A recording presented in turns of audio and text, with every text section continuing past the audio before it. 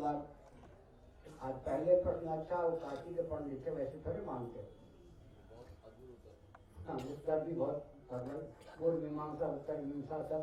हाँ, इतिहास में बहुत ज्यादा झूठ है। कहा जाता है कि अंबेडकर ने संविधान लिखा। नारायण सब बात हम ही से कहलवाएंगे। हम कहीं और अब शूद्राकरण भी कैसे ही था ना। हम शूद्रों को कहें जैसा लिखा था उसका हम जानते जब लिखा। आप बोलो किस अर्थ क्या वो समय में तो शंकराचार्य बुद्धू है अर्थ भी नहीं समझ पाए।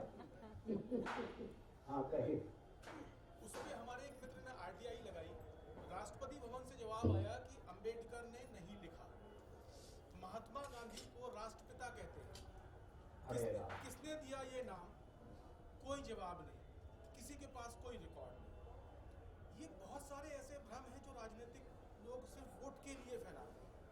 इसके शोधन पे कुछ होना चाहिए। एक बैठिए यहाँ सारा प्रकल्प एक सांस उसी शोधन के लिए हम लोग ले रहे हैं। ऐसी कोई घटना नहीं आपने बताई जो पहले से विदित न हो, उसके शोधन का प्रकल्प न चलता हो। दो के शोधन से सबका शोधन। व्यासपीठ सबसे ज्यादा विकृति आप देखिए, संस्कृति का तांडव नृत्य है, विकृति का कुंभ। योगी जी सुन लें, मोदी जी सुन लें, उससे पहले वाले तो सुनने की स्थिति में भी नहीं थे। अब ये सुन करके करने की स्थिति में नहीं थे। वो तो सुनने की स्थिति में नहीं थे, ये सुन करके करने की स्थिति में नहीं है। वोट बैंक नहीं तो मैं देख रहा हूँ स्वच्छता यहाँ इस बार सबसे अधिक है। ठीक है, व्यवस्था भी बहुत अपने ढंग से, बसें बहुत हैं, ट्रेनें बहुत हैं। प्रचार इतना हो गया कि जितनी व्यवस्था उससे ज्यादा व्यक्ति आ गए, फिर भी गंदगी मच्छर उच्छर दुर्घटना नहीं घटी। आपको ऐसे 200-100 को मार ही देते थे लोग वीआईपी के नाम पर। मुझे नाम नहीं दूंगा, हरिद्वार कुंभ जब हुआ था तो तुमने एक हिंदू नेता आए, बात छिपा ली गई, 200 व्यक्ति भाई।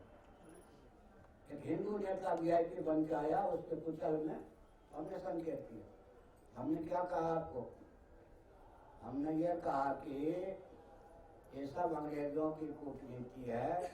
व्यास गद्य आप देखिए कितने शंकराचार्य, ज्योति ब्रह्मित्रों की भरमार, वो सब आतंकवादी।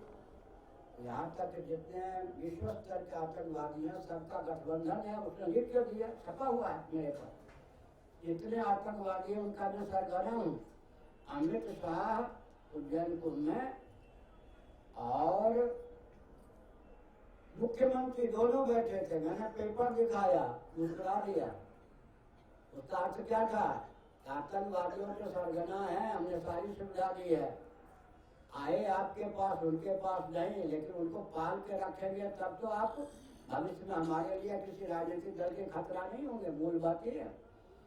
तो स्वच्छता बहुत अच्छी है, संस्कृति में विकृति का तांडव नृत्य हो रहा है। सभी श्रोत्री, सभी ब्राह्मणी, सभी शंकराचार्य बन के घूम रहे हैं, एक से आतंकवादी शंकराचार्य बन के घूम रहे हैं।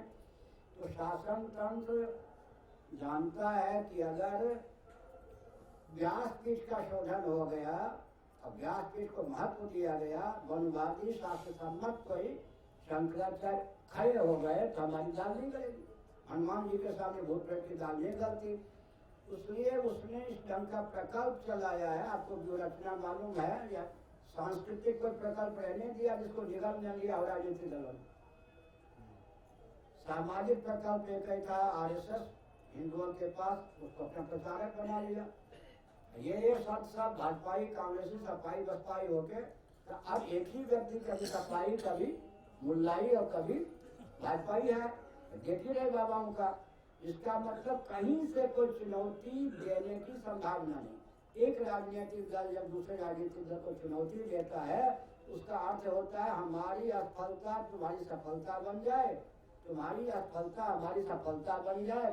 क्योंकि हम लोग जितना आश्वासन देते हैं उतना पूरा कर नहीं पाएंगे, तो राज्य करते करते हम असफल हो ही जाएंगे। तुम सफल हो जाना, तुम भी वही झूठ बोल के राज्य लोगे, तुम भी असफल हो जाओगे तो हमारी झोली में दे देना राज्य, हम तुम मिल करके बंदरबांट शासन करते रहेंगे।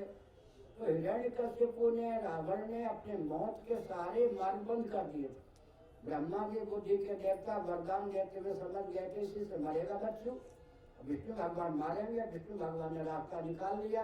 ये सब चार खाने कैसे चित्त होंगे, उसी प्रकल्प में हम लोग लगे। एक कौन पूछ रहे थे?